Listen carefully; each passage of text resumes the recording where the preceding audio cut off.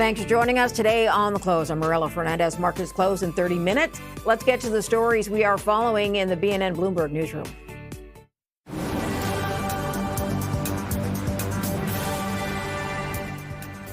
Bloomberg News reporting the U.S. could move to reclassify marijuana into a less restrictive federal category this week. Cannabis would shift from being labeled as a Schedule III drug to a Schedule I drug, defined by a moderate to low potential for physical or psychological dependence. As a Schedule III drug, marijuana is currently in the same category as others like heroin and LSD. Shares of Rogers are moving higher today. The Canadian communications company posted first quarter revenue above expectations while matching profit estimates. Rogers Sports and Media revenue grew by 82% from a year ago after the company increased its stake in Maple Leaf Sports and Entertainment. Rogers added 28,000 postpaid mobile subscribers for the quarter, more than double what analysts had expected.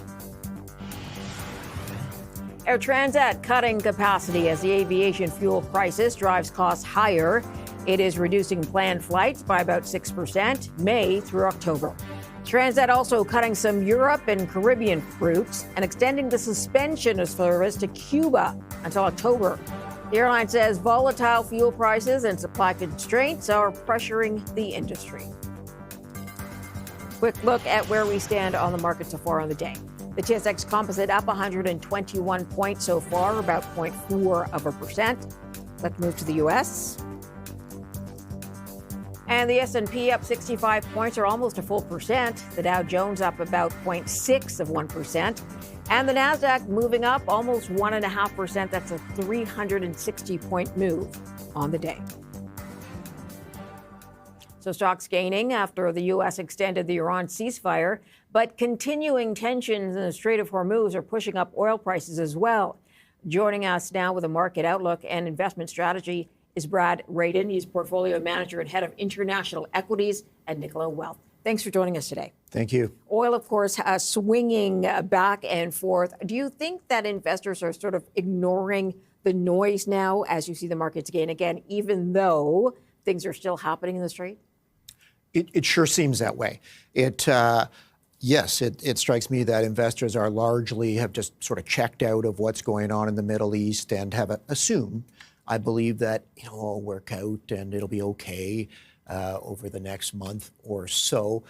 It's a complicated situation, and I think there'll be plenty of twists and turns as that situation works itself out. And but the market seems to have moved on. U.S. market's at practically at an all-time high again. Yeah, we're noticing that the markets keep hitting new highs when they come back from being sort of over the news. They sort of decline a little bit, come back even stronger. What's your take right now on U.S. equities in general, and are there certain sectors you are liking? So, U.S. equities, all-time high. They've been posting some very good earnings growth, particularly in technology. The technology stocks just keep putting up the great revenue numbers, and that's really been the dominant theme in the market. We've got some other movements behind the scenes with different sectors. Oil's been doing well, of course, with the issues in the Middle East. I think it's also important to remember with the U.S. market in particular that the U.S. companies, on average, are trading at all-time high margin levels as well. So they're posting best ever earnings on best ever margins, and the stock market is at an all-time high. So with that in mind, and given the turmoil that's still going on in the world, I think investors need to be a little bit cautious at this particular moment. You mentioned the comeback for tech stocks. Initially, investors had been concerned about CapEx spending going too far, too fast. Are there any lingering concerns about that, you think? Oh, I think absolutely there are lingering concerns. However, the markets just kind of moved on for now. I mean, we're talking about a massive rally in the last 2 weeks. So it's a pretty short kind of term phenomenon we're looking at. I think the market's been just enamored with the continued fantastic growth numbers in tech, and they truly are impressive revenue numbers that those hyperscalers keep on posting. But the capex there are big numbers. We're talking 5, 6, $700 billion a year of capex. Those are big numbers. And, even though they have plans to do that, there may very well be some bottlenecks that make it challenging to spend that amount on capex. The data centers, it takes time to get the proper zoning. Nobody wants a data center in their neighborhood. To build the data centers, to get access to the energy. They're huge energy consumers, copper consumers, and not to mention the chips. Everybody's trying to get the same chips, and the price of chips has gone up like crazy in the last several years. So there are challenges,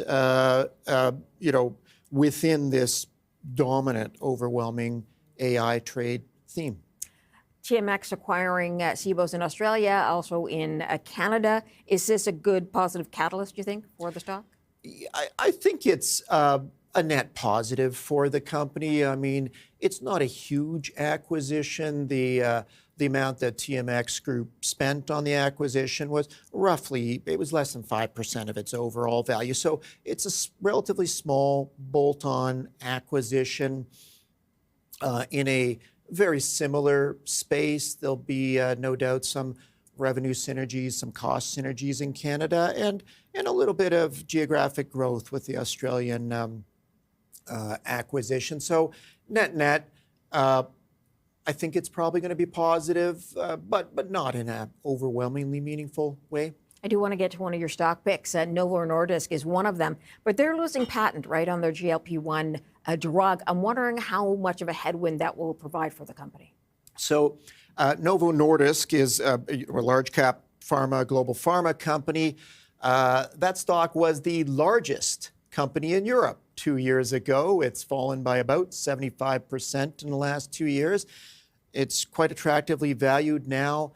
They're one of the two dominant players in the GLP-1 space, and the market's concerned right now about declining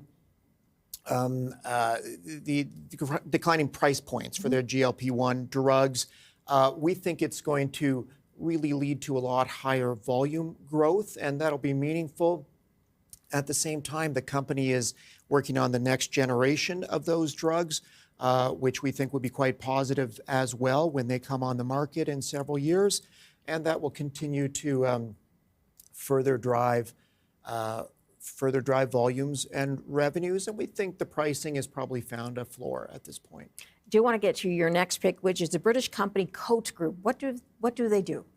So Coates Group is a small cap British company that we own in the Nicola Global Smaller Companies Fund, and that it's a 250-year-old company that nobody's ever heard of, and they are the worldwide global dominant player in threads.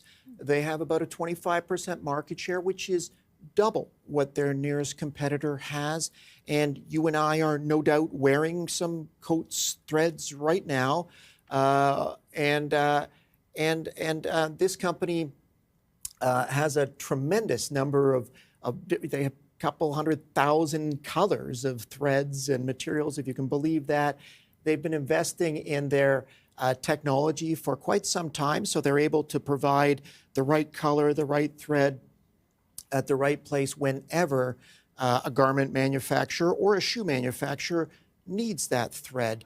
They can charge a premium price as a result of that. They have operations in 50 countries. And this is a stock that will always be, the product will always be needed. It grows at GDP plus a few incremental points of market share gain every year, plus a little bit of pricing as they become the most dependable, high quality player. And believe it or not, in areas like thread, there's actually innovation. So this company has found a way to make 50% of its thread out of recycled product, as an example. Interesting. I was thinking, how do you revamp thread? But there you just gave it to me. Got to leave it there, Brett. Thanks for coming in. Appreciate your time. Thank you. All right, a new crude pipeline crucial to Mark Carney's ambitions of making Canada an energy superpower. Alberta has its own options on where it wants to put that pipeline. We're back in just a minute.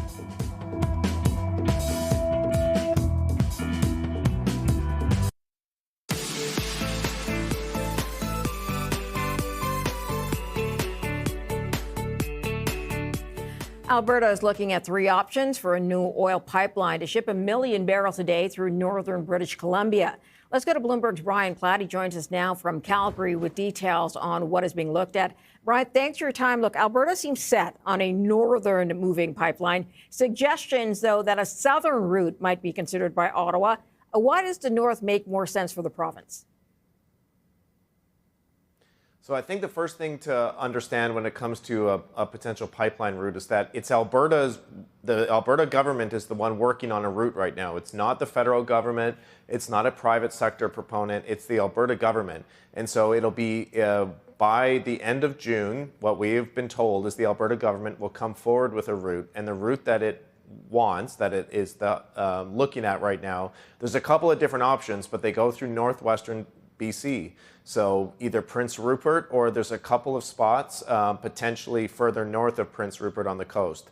So, Alberta prefers that route. It thinks it'll be the most cost-effective route and also the closest port if you're trying to ship this oil to Asian markets, which is what we're told is the priority. Okay, the southern route that might be a possibility, is there actually room for another pipeline alongside the one already there? So this has been talked about quite a bit, and I think it's getting talked about a little bit more now, is the possibility of essentially running another pipe along the route that the Trans Mountain Pipeline takes to go from northern Alberta down to the lower mainland in Vancouver. And what I have been told by talking to people who have been looking at this from the Alberta government side is you cannot just run another pipe down that route. There's parts of it that where a third pipe, essentially, because there's two there right now, a third pipe won't fit. There's just some of the terrain doesn't work for it. And so it's not as simple as just using that exact same route and running another pipe down. You'd have to go in a different direction for significant parts of that route.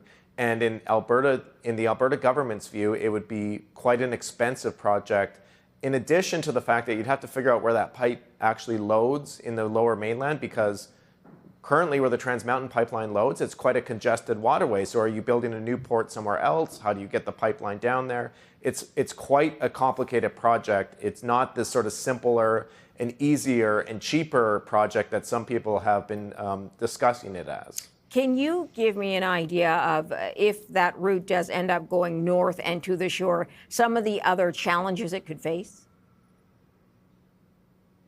Well, there's a lot of challenges. No matter where you go, there's going to be challenges. But if you go in northwestern BC, one of the biggest impediments right now is that there's a federal ban on oil tankers going to the northern BC coast. That was put in place by Justin Trudeau. It was in part a compromise in order to get liquefied natural gas terminals built along the BC coast, that in exchange for provincial support from the provincial government and Indigenous groups in the region for doing that the Trudeau government banned oil tankers. So if now the Carney government approves a pipeline going there, it would have to exempt it from that oil tanker ban, which is a politically controversial thing to do. And you will definitely get opposition from environmental groups and some Indigenous groups in the region as well.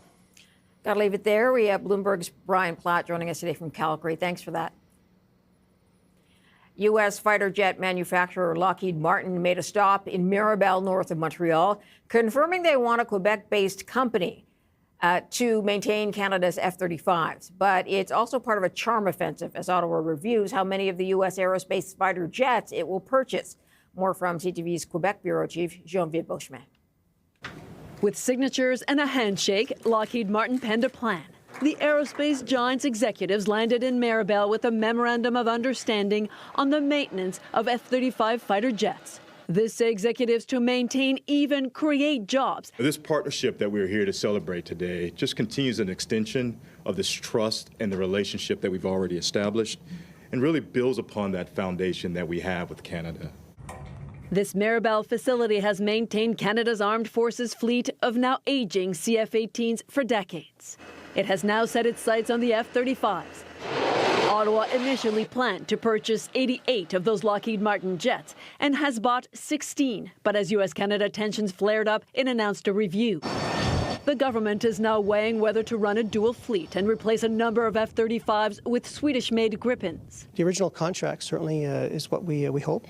To be able to support up to 88 F-35s. None of the executives would link the maintenance plan to a minimum number of purchased F-35s. L3 Harris MAS wants federal money to upgrade. This in a bid to transition to a maintenance depot for F-35s from other countries too. But on their short visit to Mirabel, Lockheed Martin executives also packed a message about the benefits of a full fleet of F-35s. We are very excited, though, about the full 88 airplane buy of Canada, knowing that having a single fleet, what that does with the interoperability with NATO, what it does to ensure one training program, one infrastructure program. Ottawa hasn't said yet when it will unveil its final decision on the contract. Geneviève Beauchemin, CTV News, Mirabel, Quebec. Time for a quick break. We're back in a moment.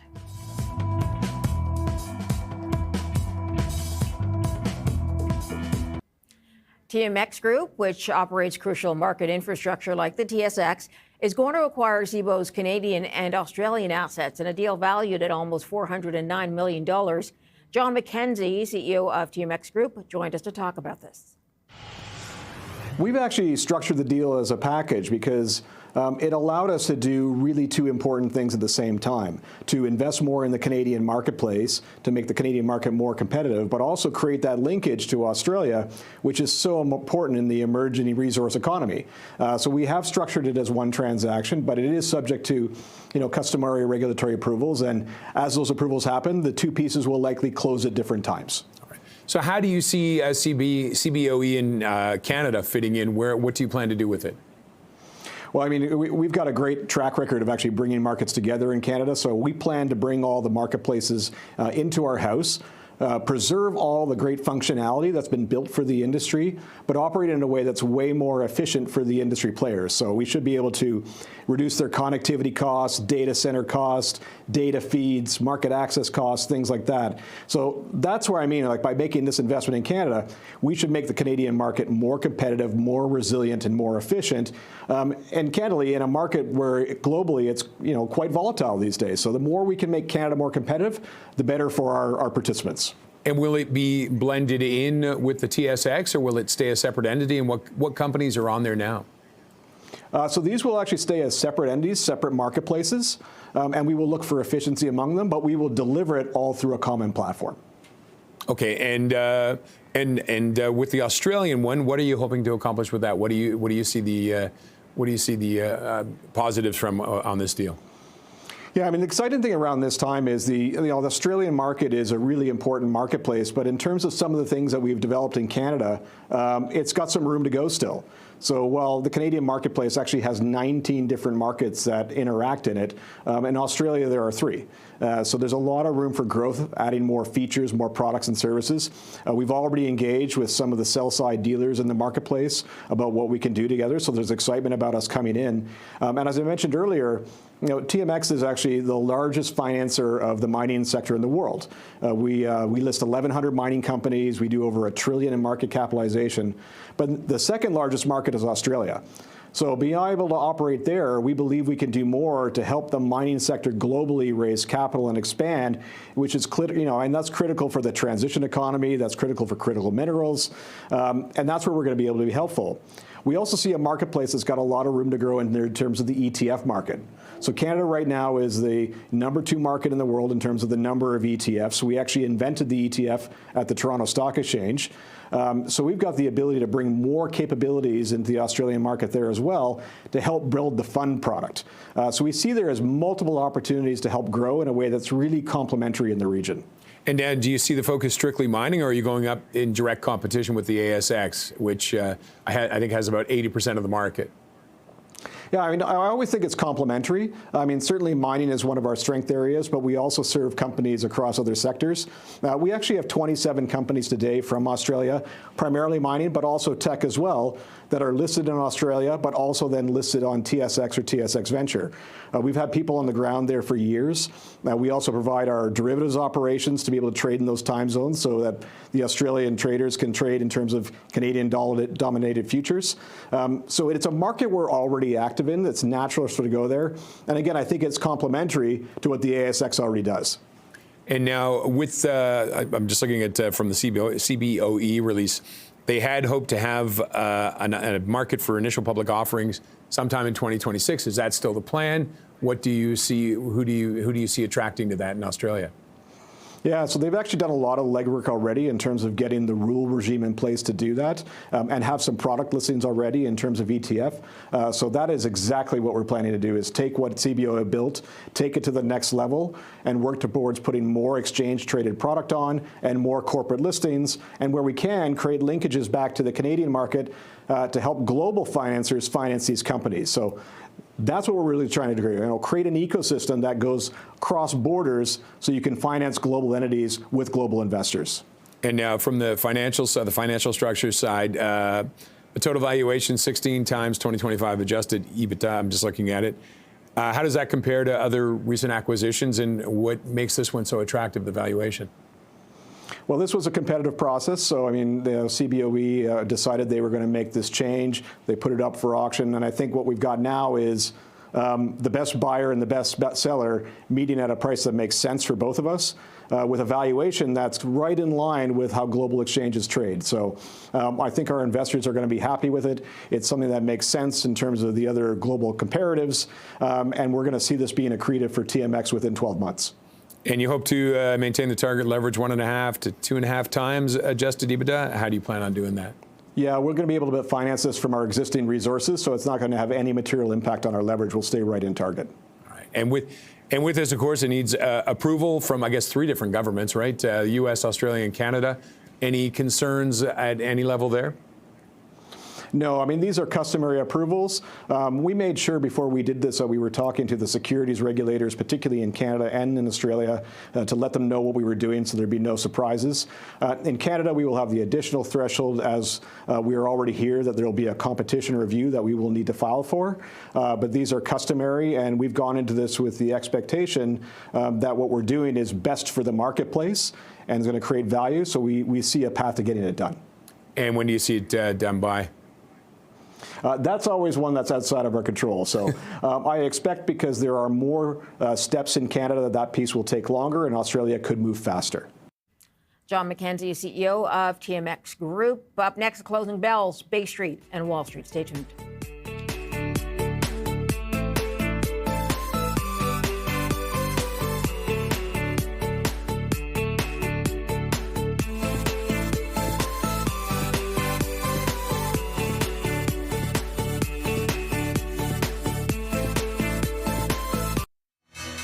Here are the closing bells for the end of the trading day. At the Nasdaq, Versamet Royalties ringing the bell. In New York, it is Calix ringing the bell, and TSX Evergreen ending the day. You're watching the close on BNN Bloomberg. I'm Morella Fernandez. Here's how we ended the day on Bay Street and Wall Street.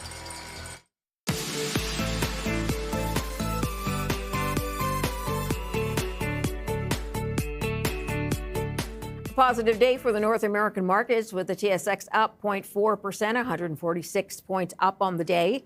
The S&P 500 gaining over 1% today, and the Nasdaq, the composite, hitting a new record highs at 24,657, a 397-point move on the day, or 1.6%, beating the last record on April 17th of 24,468. Let's get to some of the movers in Toronto. Curaleaf is moving. It's up. Yep, that's correct. 25.7%.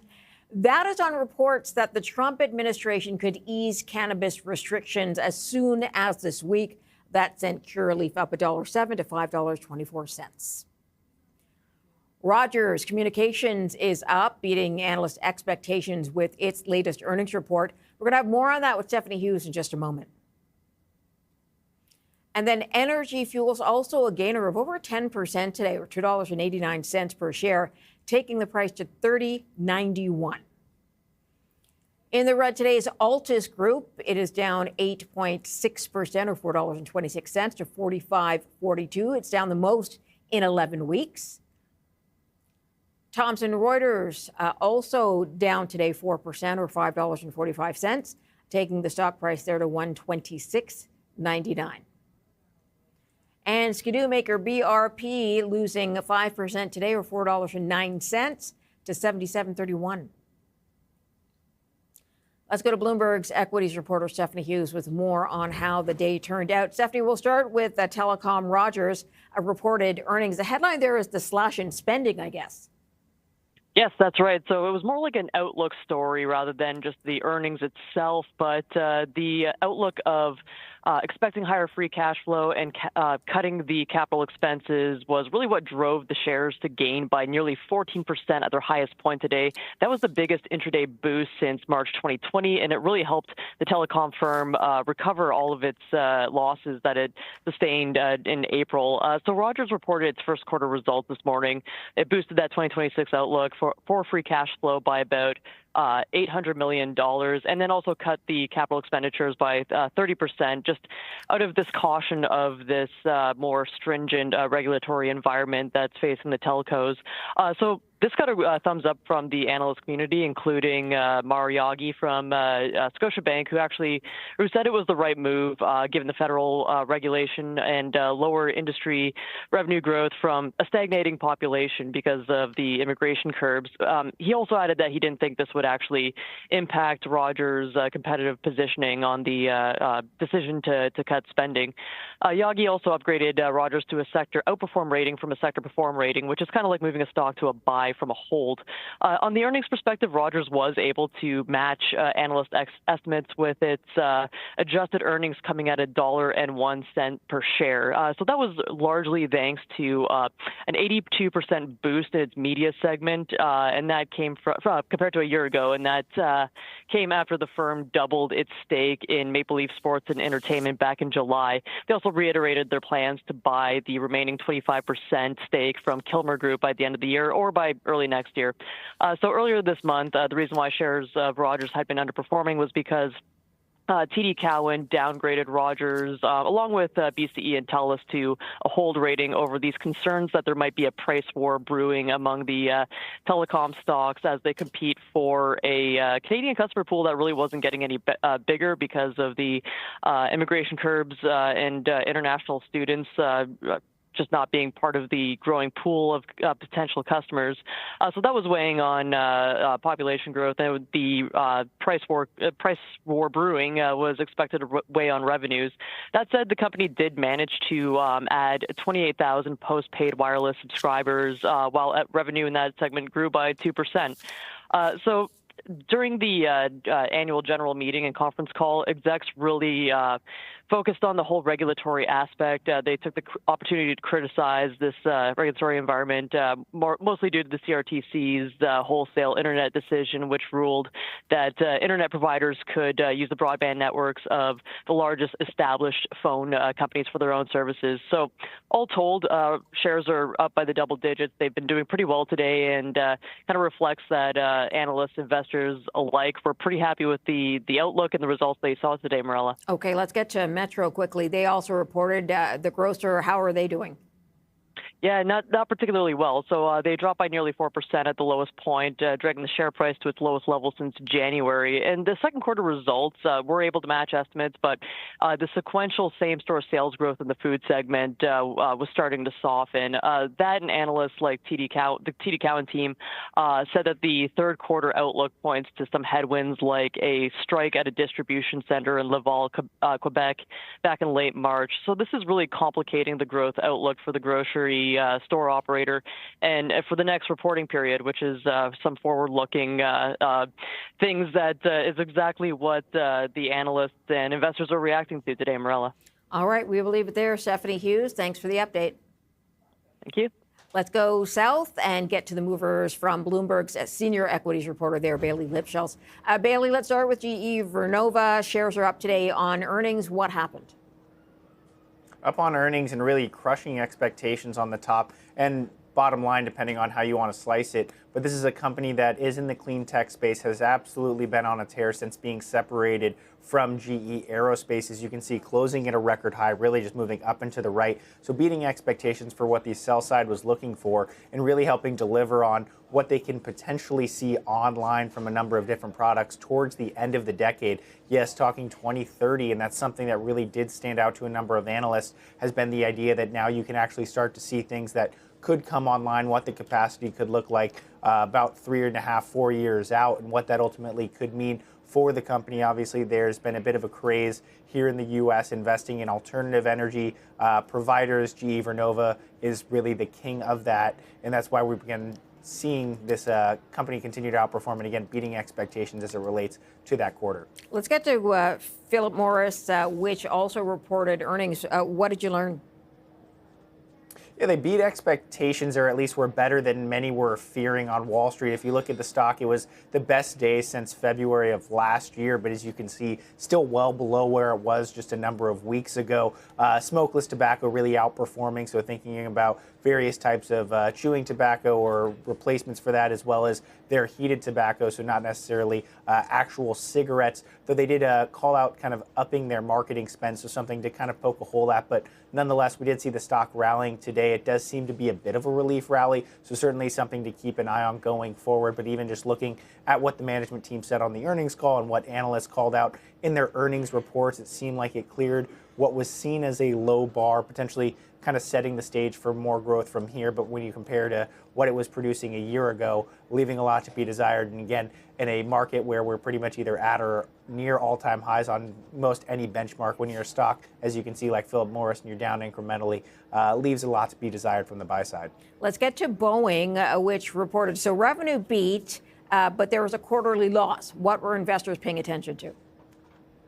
Investors were paying attention to the beat that you mentioned, and also the fact that, according to management, they now have retaken the delivery crown away from Airbus. So as you can see, a pretty solid day, all things considered, trying to get back to where the company was trading, call it late January, early February. But as it relates to this earnings print, deliveries are ramping up, beating expectations in the near term. It does seem like they're continuing to see demand rise. And again, when your loss is narrowing in your company like Boeing, obviously too big to fail, at least from a U.S. perspective, kind of the shining light, if you will, from a plane making perspective here in the U.S. And they also were able to talk up Artemis too, so had a number of things that were discussed on the earnings call. But the takeaway really from Wall Street was that this was a solid print, continuing to lay the foundation for what should be interesting next few months, especially given all things considered as it relates to racing against Airbus and also the push where we've been seeing from space as it relates to SpaceX and some of those other companies.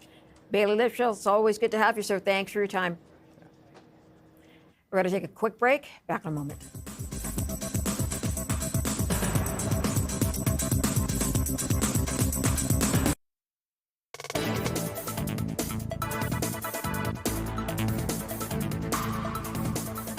We have earnings coming in from Tesla's first quarter. Let's take a look at what those numbers are. Adjusted earnings per share beating estimates. Adjusted earnings per share coming in at 41 cents versus 27 cents year over year. And the estimate had been below at 34 cents. That was from Bloomberg. Earnings per share 13 cents versus 12 cents year over year. There, the first quarter results, revenue coming in at $22.39 billion, so we'll say 22.4.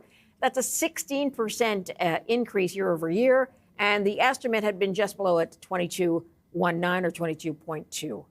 Tesla's Cybercab, Tesla Semi, and Megapack production, they say, starting in 2026. Let's break some of this down with Alonso Munoz. He's Chief Investment Officer, Hamilton Capital Partners. Alonso, thanks for joining us today. Tesla's been losing ground and seems to be losing some interest, I'll say as well, but to Chinese EV makers. Is there any sort of reimagined Tesla models coming to the market that will inspire consumers? Really good to be here. Good afternoon. So not a lot of drama in this earnings report. Numbers were good. We're seeing the stock move a little bit higher after market. But ultimately, I think you bring up a good point. We're going to be really attentive this afternoon and hope that Elon and the management team gives us an update on things like a lower cost vehicle that can compete potentially with foreign rivals or foreign makers of electric vehicles, specifically in China. But ultimately, Tesla has a lot of momentum going into the back half of this year. They've had a tough go over the last couple of quarters.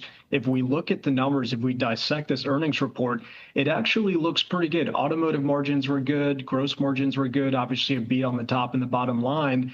And Tesla has a lot of irons in the fire, if you will, in terms of what comes next for this company and how they define themselves as not just a car company competing with legacy car makers, but as an AI company and a leader in technology. Let's talk a little bit about that in a moment. I'm just wondering if you see other reasons that the vehicles are missing the mark right now. Well, they are. I mean, one of the things that Wall Street has really hung on to over the last couple of quarters are deliveries, vehicle deliveries. And frankly, when we looked at the last deliveries numbers, we didn't really make a big fuss about it. I think a lot of the attention has been placed on what is Tesla going to do within their AI department, their chips, robotaxi, rollout of full self-driving and developments there, as well as Optimus, which is gaining a lot of attention. I heard you talk about it a little bit. One of the things that we were watching closely was Tesla backing away from the development of the Model X and the Model S. And to your point, that puts them in a position where they really have to rely on the vehicles they have to be competitive. But I will say, ultimately, the Model Y is the best-selling, hands down, best-selling fully electric vehicle here in the United States.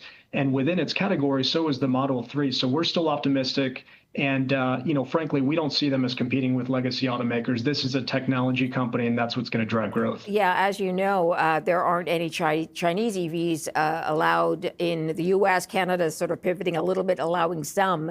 50,000, I think, is the top mark.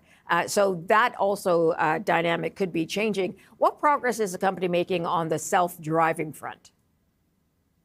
Well, this is one thing that is really going to catch our attention later this afternoon on the earnings call, because one of the biggest hurdles they face is frankly, regulatory hurdles. And Tesla has been very, very slow to roll out not only full self-driving, but their robotaxi, which is active in several cities, specifically out in Austin, Texas. And they're adding cities very, very slowly, as I said. But full self-driving is really remarkable. I don't think that people really have grasped how life-changing this is going to be and how cool this technology is. And they're continuously making improvements. I mean, Tesla has a tactical advantage given their fleet and given the amount of data that they have, certainly more than any other automaker out there in the market. So we're going to be watching very closely, and we think this is a really exciting part of Tesla's future, full self-driving and rolling that out across their fleet. I know a lot of the other companies are getting in on self-driving and have been trying for a while. Is Tesla way ahead? How are their competitors doing? They are. When we think about autonomous driving, Waymo is really a clear competitor. Waymo is deployed across more cities at this moment specifically than Tesla. But the advantage that Tesla has is the models, the data that they have. They're developing their own chips, so they have vertical integration. But ultimately, we're going to be, again, watching and listening very closely tonight on any updates to full self-driving, any updates on the regulatory platform and the regulatory landscape, and hopefully continues to develop and we have broader adoption of this technology across not only the States, but the globe.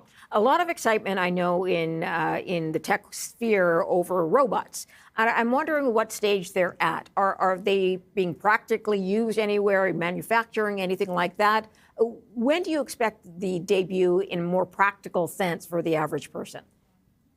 Yeah, we're asking ourselves that exact same question. One of the challenges with Elon Musk, he's such a dynamic leader, but he sets really high expectations, and sometimes he overpromises and underdelivers, at least in terms of in the short term. But ultimately, Tesla is using the Optimus robots now within their facilities and training these robots.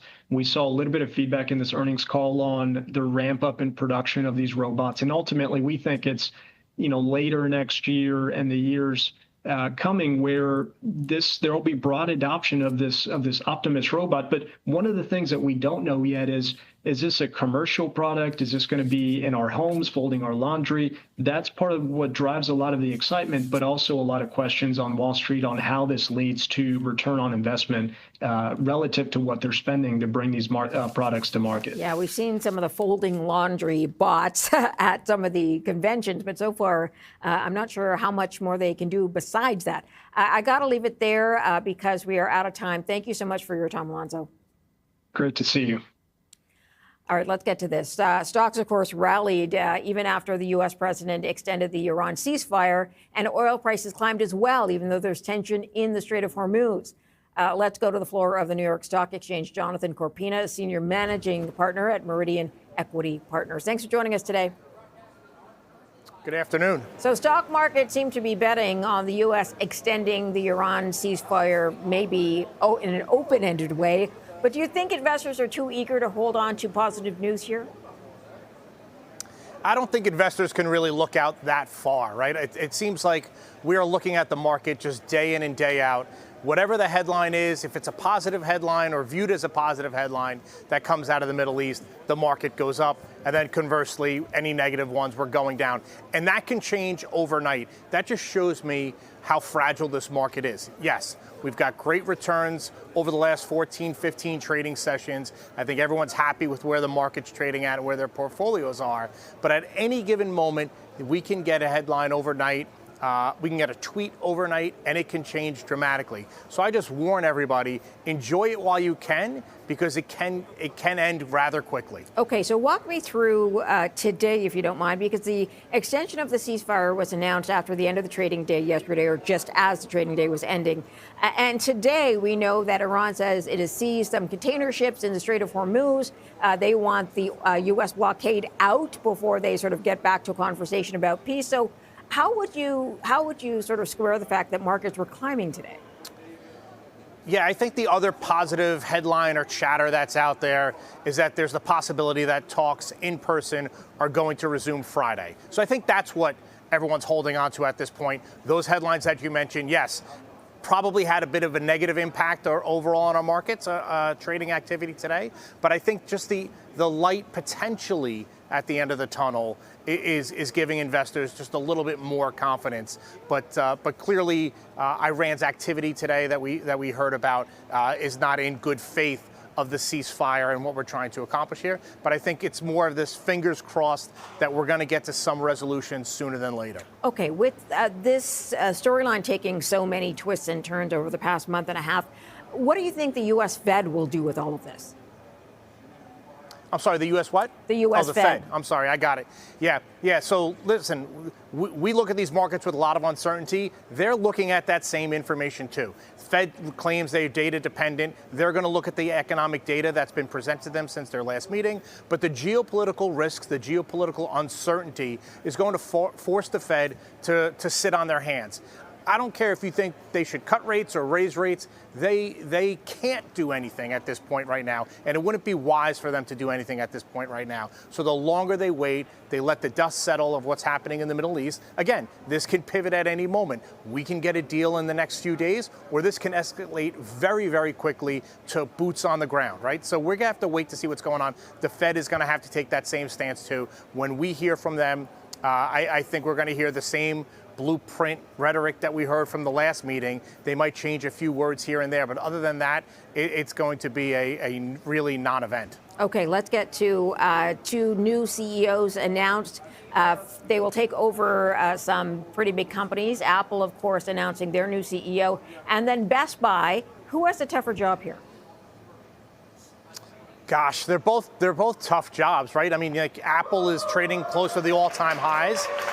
You're coming in as the CEO of Apple. Apple has had a few criticisms against them that they haven't had this new innovative product that has come out anytime soon, and their advancements within AI haven't kept up with any of their competitors. So I think from a stock performance point of view, yeah, the stock's trading at its high, but there are some big shoes to fill.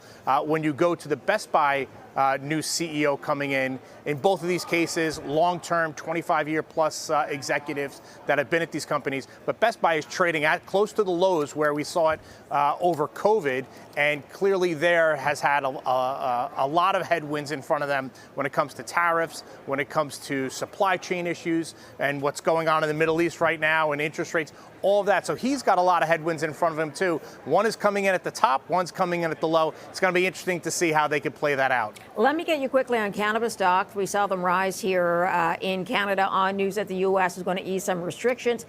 Is it clear how quickly that could happen, and what kind of interest are you seeing where you are? It's not clear how quick that can happen. I mean, this is something that we've been talking about for multiple administrations here at this point. So I think this positive headline is overall good for that sector, for that area. But it's going to take time for it to play out. There's some court cases that are pending out there. But if this can get reclassified, it will just open up other studies to how cannabis can be used medically across the board. So I think there will be some positives coming out of there. But again, when you're dealing with the FDA and other government bodies, it's a heavy lift to get quick answers and action. So we'll continue to keep an eye on this. Jonathan Corpina, thanks for joining us. Appreciate your time, sir. Thank you. Have a great rest of your day. Time for a quick break. We're back in just a moment.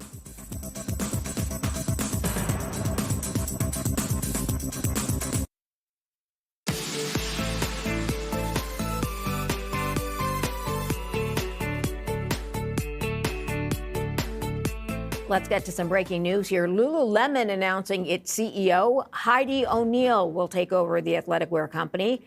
That company, of course, has been working through some very slow growth, more competitors in that space. They've had some misses on design consumers didn't like, so O'Neill will take over. She was president most recently at Nike, president of consumer product and brand. She'll take over at Lululemon September 8th. Calvin McDonald, who had led Lululemon since 2018, left his post in January and went on to lead a beauty business. A new report's raising concerns about a network of fake YouTube channels targeting Albertans. Researchers say they pose as local voices, pushing Alberta separation and even U.S. annexation. As CTV's Kathy Lee reports, the channels has reached millions.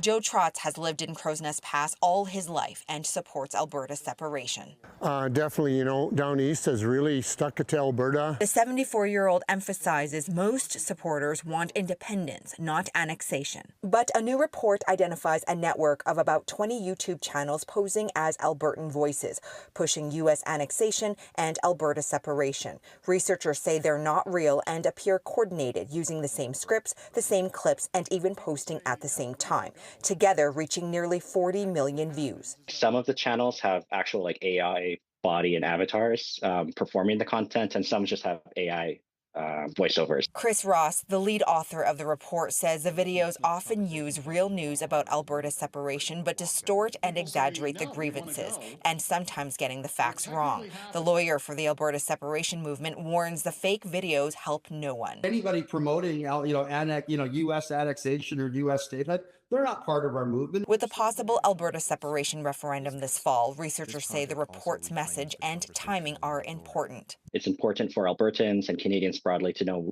which voices are real and which are fake. In response, Elections Alberta says a new unit is being established to track all forms of deep fakes, misinformation, and disinformation. YouTube says it's reviewing the channels and will remove content that violates its rules. Ken Williams, who opposes separation, worries about outside influence. There are players, I think, that are taking advantage of chaos. Trotz also rejects the messaging in the videos. Totally think that's wrong. I mean, facts are facts. Let them speak for themselves, good or bad. One thing the report couldn't answer, who's behind the fake videos or where they're located, and that makes them hard to stop. Kathy Lee, CTV News, Crow's Nest Pass, Alberta. Canadian marine technology firm Kraken Robotics gearing up for a busy year. We'll speak to their president CEO, Greg Reid, when we come back.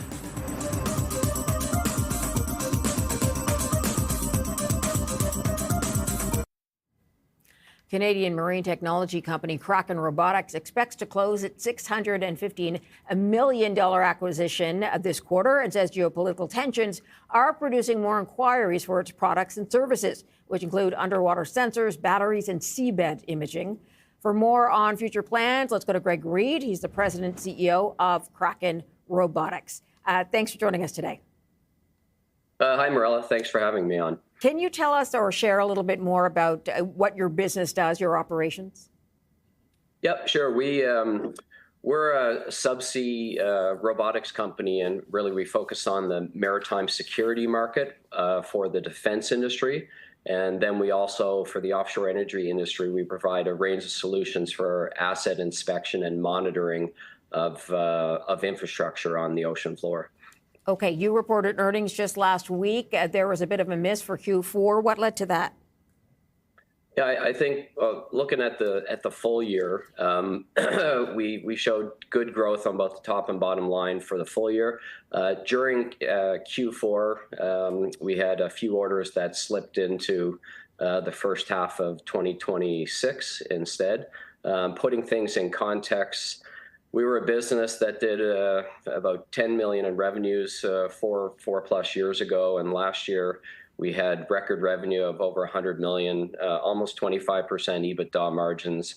And I think prior to this announcement of the Covelya acquisition, we reaffirmed that our forecast for 2026 is for revenues of more than 60% growth year over year and corresponding high margins again like we had last year. So the quarters can be lumpy at times, but overall the business is seeing a lot of good demand, and this acquisition is something that we're definitely excited about. Yeah, let's talk a little bit more about the acquisition. It is a $615 million purchase for you. What do you see the benefits coming from Covelya Group? It's really transformative for our overall business. It checks a lot of boxes. We had some common customers on the defense side, and from the technology point of view, our technologies are quite complementary. So if you think about the underwater drone space, some of the largest customers in the world, we are providing key systems and subsystems into them, and the Covelya Group adds additional content in those underwater drones. So, for example, excuse me, we would provide the batteries, the synthetic aperture sonar from Kraken, and then now with Covelya and some of their subsidiary companies, we also can provide navigation, communication, forward-looking sonar, a variety of other technologies. So we are really the key supplier of subsystems into a number of these major defense contractors in the market. With what is going on in the Strait of Hormuz, I'm just wondering if you've had more inquiries about your products because of that.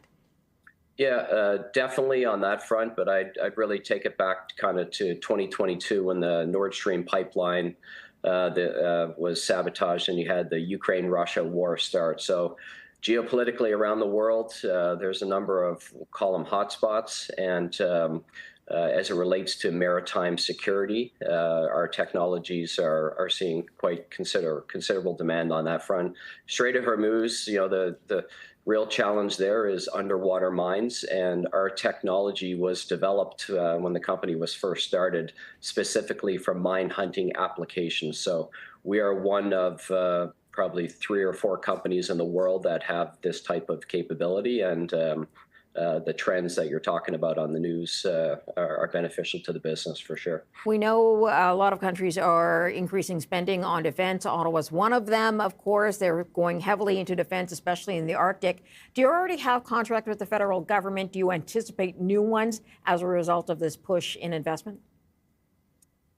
Yeah, we do have some contracts with the Canadian government for the Canadian Navy. Yes, we expect more business as a result of the increasing defense spend that we're seeing in Canada.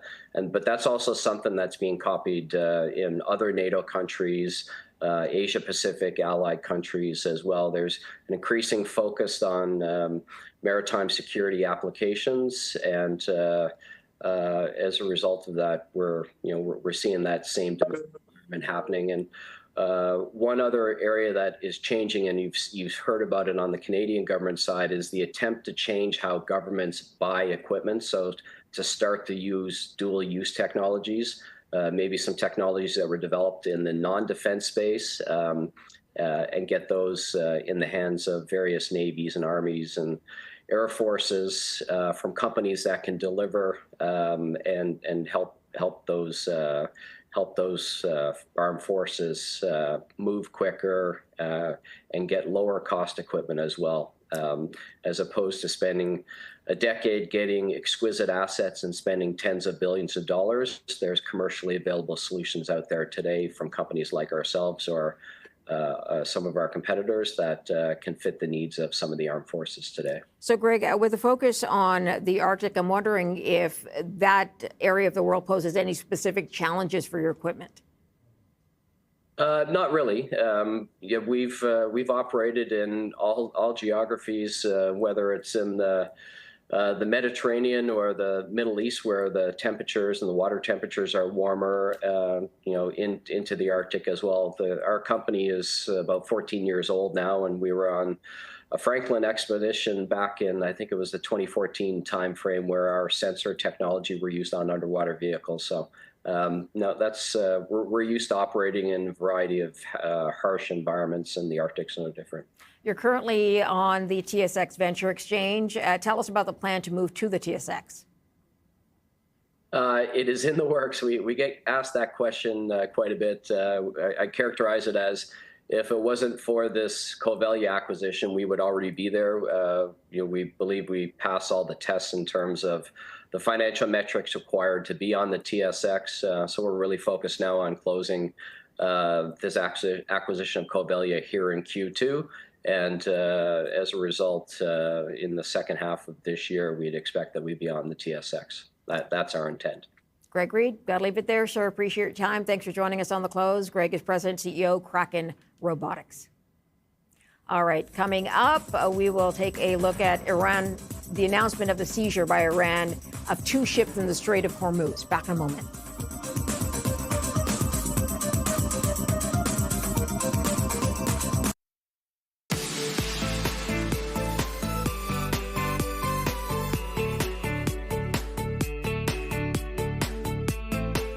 Iran now says it won't reopen the Strait of Hormuz until the U.S. removes its blockade.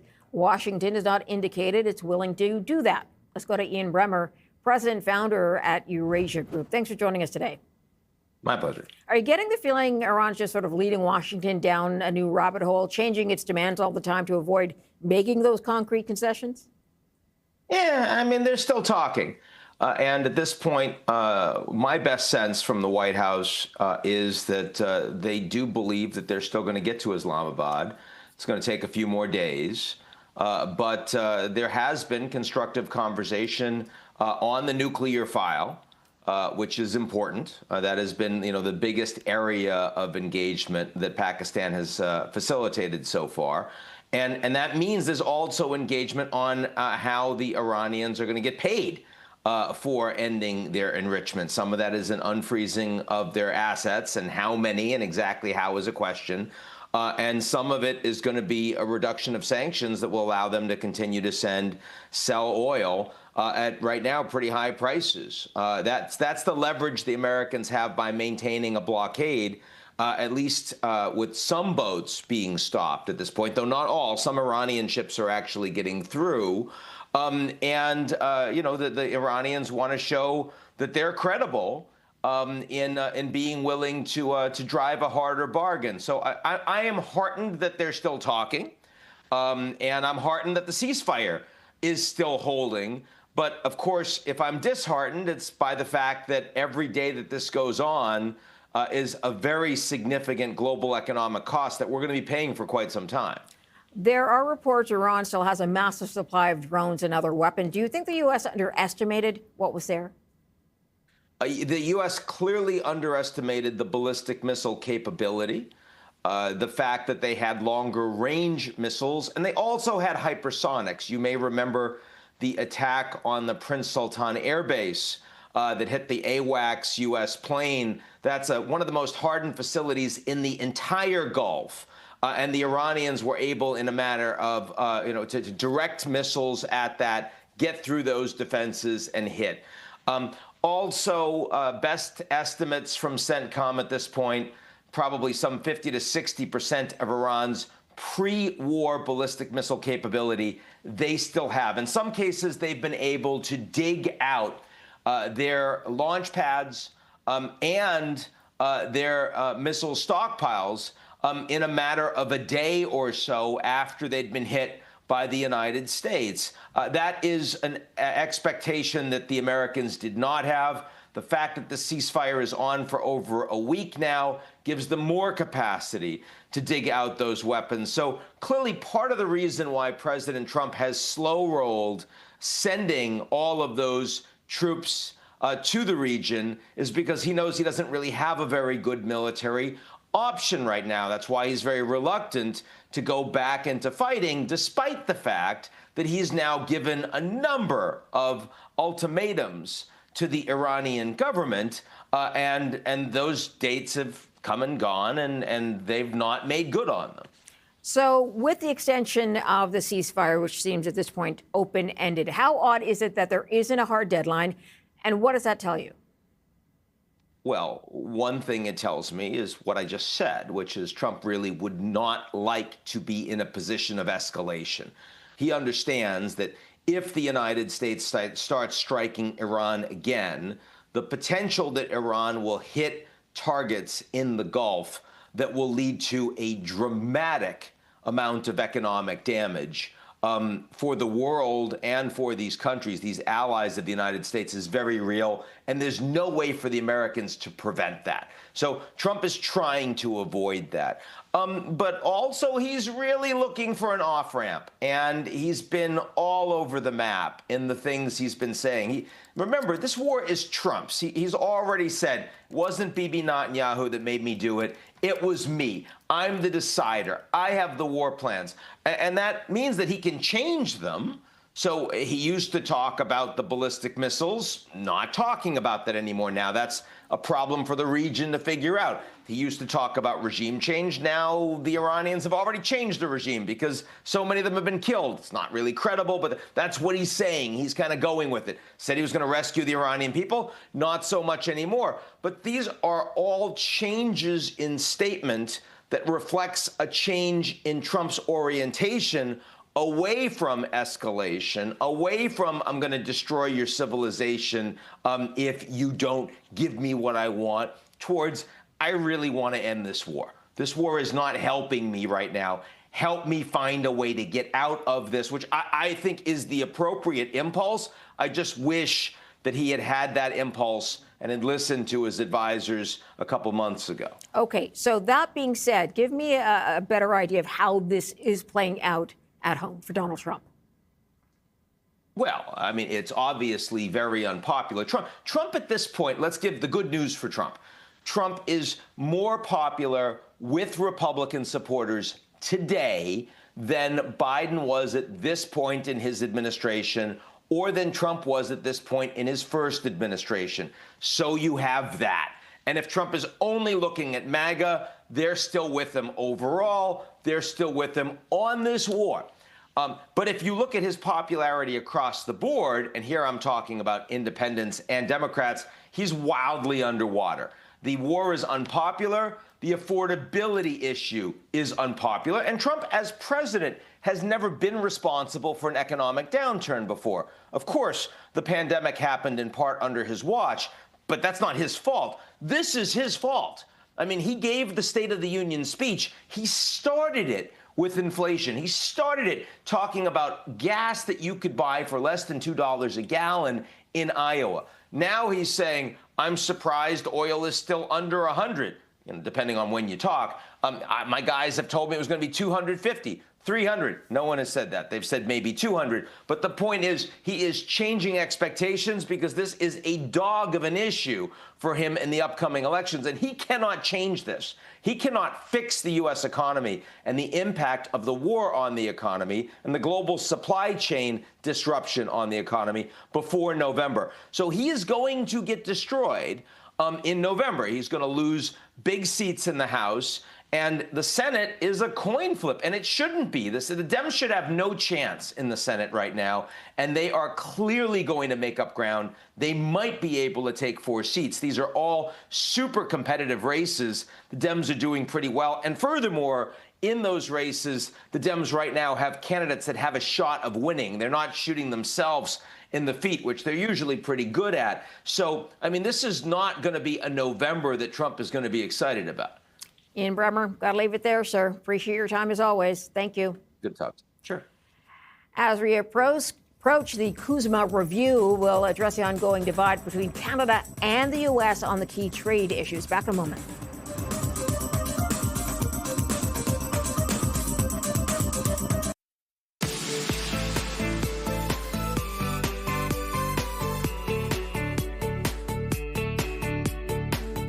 The U.S. Trade Representative Jameson Greer says there's a gap between the trade philosophies of Canada and the U.S. One's about protectionism, the other about globalism.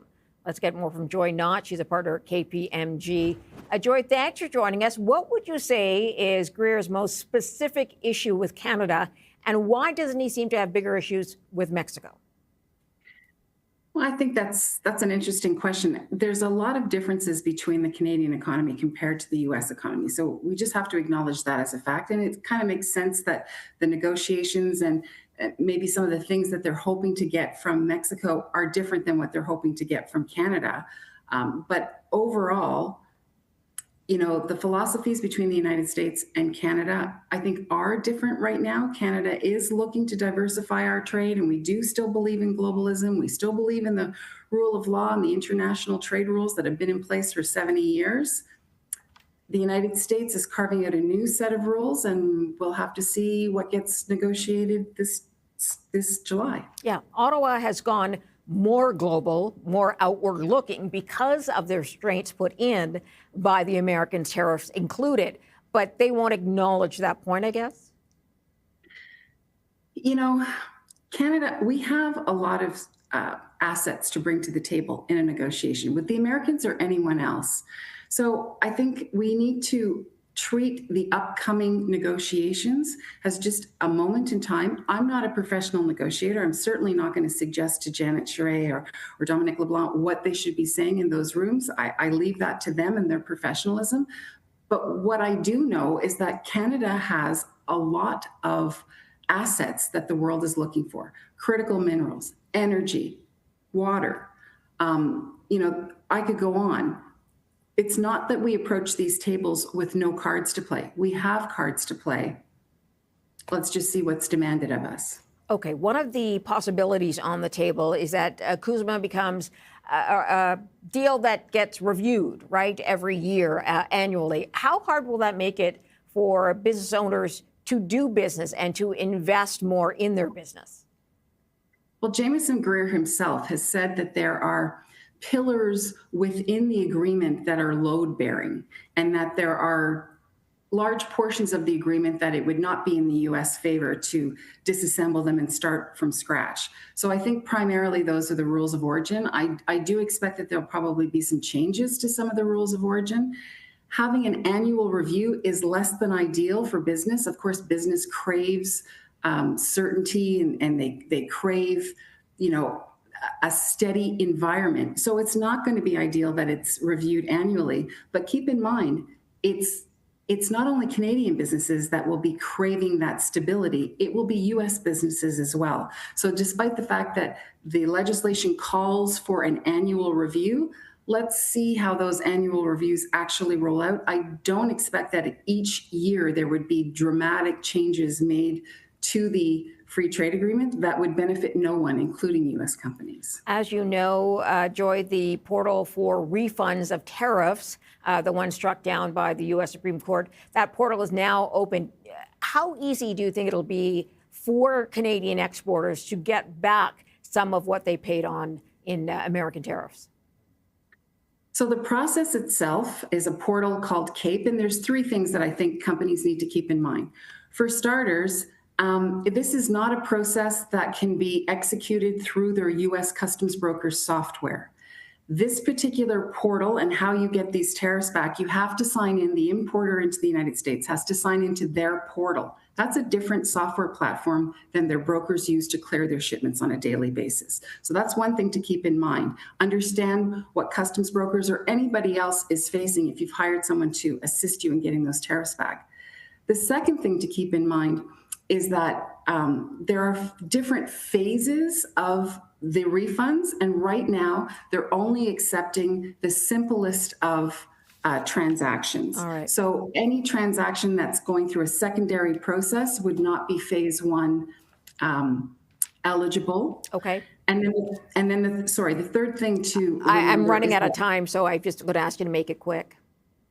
The third thing to remember is that USCBP has said that they're going to take 45 days to review each refund before it's actually paid out. Got it. Joy Knott, sorry to cut you off, but we've got to leave it there. Thanks for your time. And thank you for joining us today on The Close. We'll see you back here tomorrow.